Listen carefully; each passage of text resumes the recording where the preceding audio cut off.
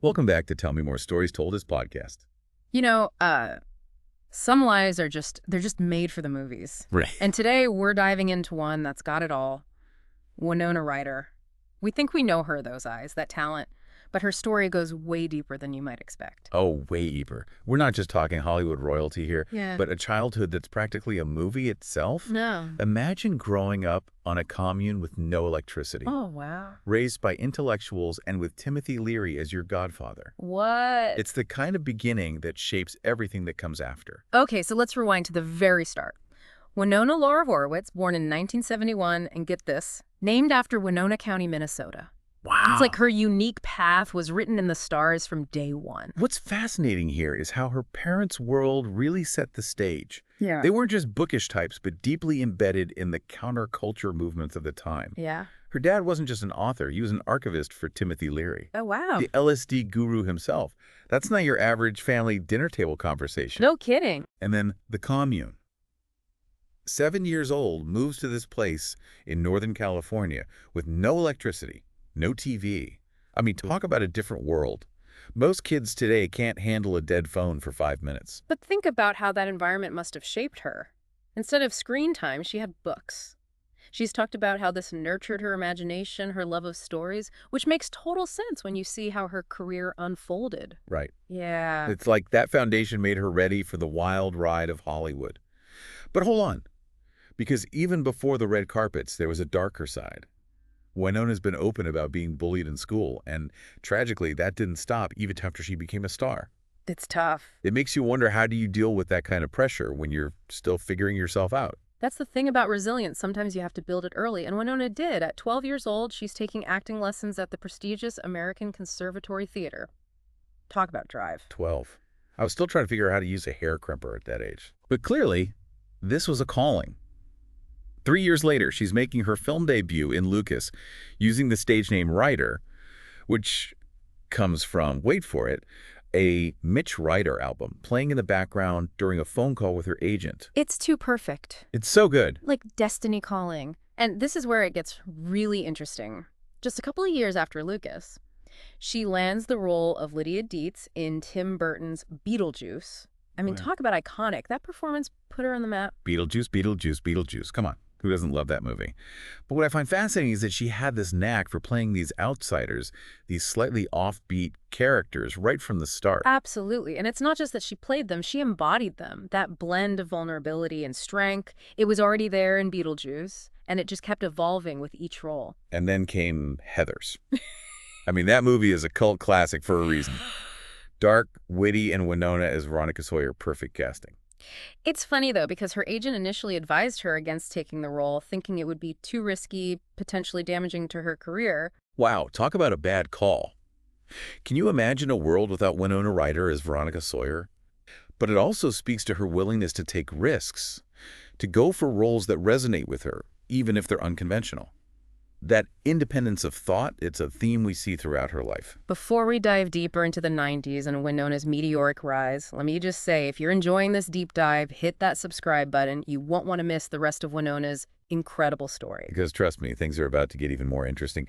We're talking iconic collaborations with Tim Burton, a whirlwind romance with Johnny Depp, and, of course, those Oscar-nominated performances that solidified her place in Hollywood history. Welcome back to Tell Me More. Where we left off, Winona was on the verge of superstardom.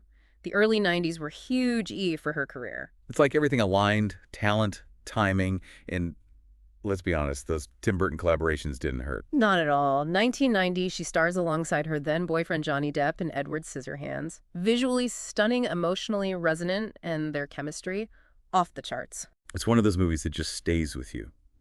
And Winona, as Kim, she's the heart of that film, the one who sees past Edward's differences and embraces him for who he is. It's interesting because you can see echoes of that in Winona's own life. Choosing roles that challenge conventions, not afraid to be different. There's a parallel there when you say Yeah, definitely.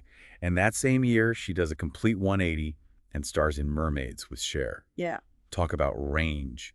She even earned a Golden Globe nomination for her role as Charlotte, this rebellious teenager who's yearning for something more. What's remarkable is how she brings depth to these characters. Charlotte could have been a caricature, but Winona makes her relatable, funny, and ultimately someone you root for. And then she takes on these more mature, complex roles in films like Bram Stoker's Dracula and The Age of Innocence. I mean, talk about a serious shift. The Age of Innocence, that's the one that really cemented her as a dramatic powerhouse.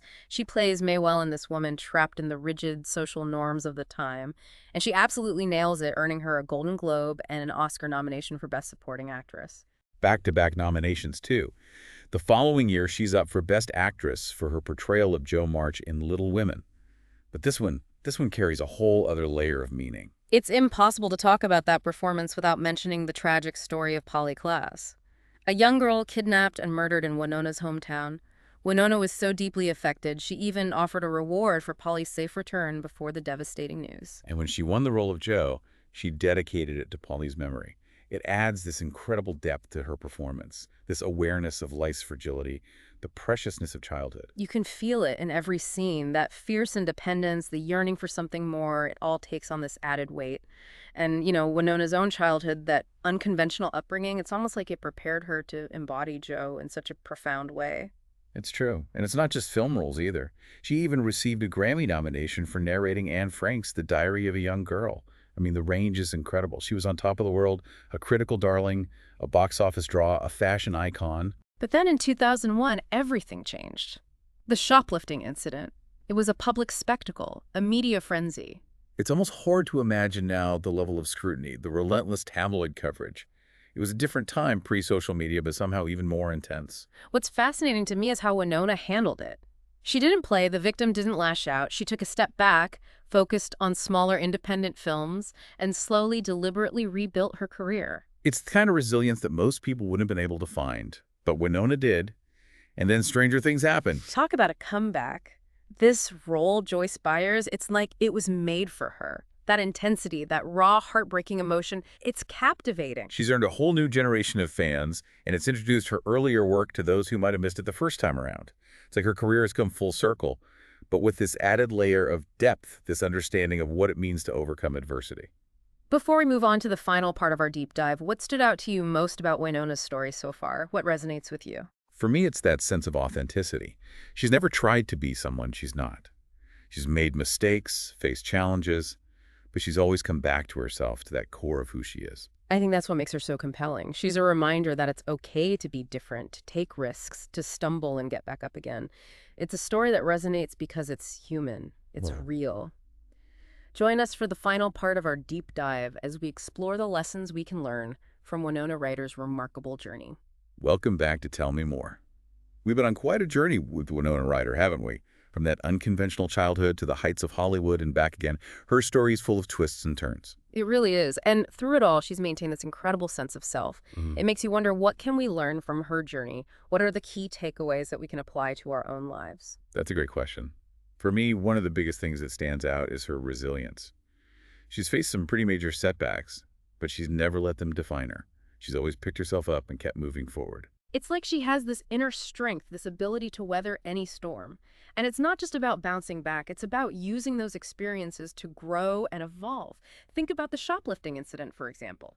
It would have been easy to crumble under that kind of scrutiny, but she chose to take a step back, reflect, and ultimately come back stronger. It's a powerful reminder that we all have the capacity to overcome challenges.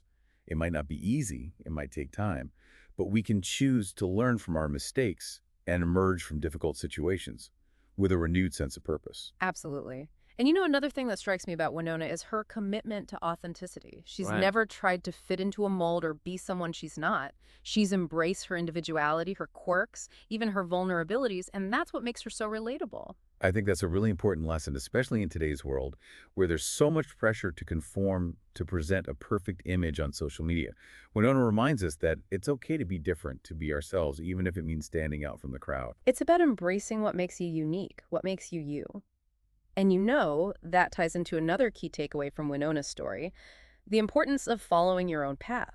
From choosing unconventional roles to speaking out about issues she believes in, she's always stayed true to her values. She's never been afraid to go against the grain, to speak her truth, even when it's unpopular. It's inspiring to see someone who's so comfortable in their own skin, who's willing to stand up for what they believe in, even when it's hard. It's a reminder that we all have a voice and we can use it to make a difference. Whether it's through our work, our relationships, or simply by living our lives with integrity, we can create a ripple effect that extends far beyond ourselves. So as we wrap up this deep dive, I'm curious, what's the one thing about Winona Ryder that you think will stay with you? What's the lasting impression she's left on you? For me, it's her enduring spirit. She's been through a lot, both personally and professionally, but she's never lost that spark, that passion for life and for her craft. It's a reminder that no matter what challenges we face, we can always choose to find the light to keep growing, to keep evolving. Beautifully said. Winona Ryder's story is a testament to the power of resilience, authenticity, and staying true to yourself. It's a reminder that life is full of ups and downs, but it's the journey that matters, the lessons we learn along the way, and the impact we make on the world. It's been a pleasure exploring her journey with you today. And to all of you listening, thank you for joining us on Tell Me More. We hope you've enjoyed this deep dive into the fascinating life of Winona Ryder. Until next time, keep exploring, keep learning, and keep telling your story.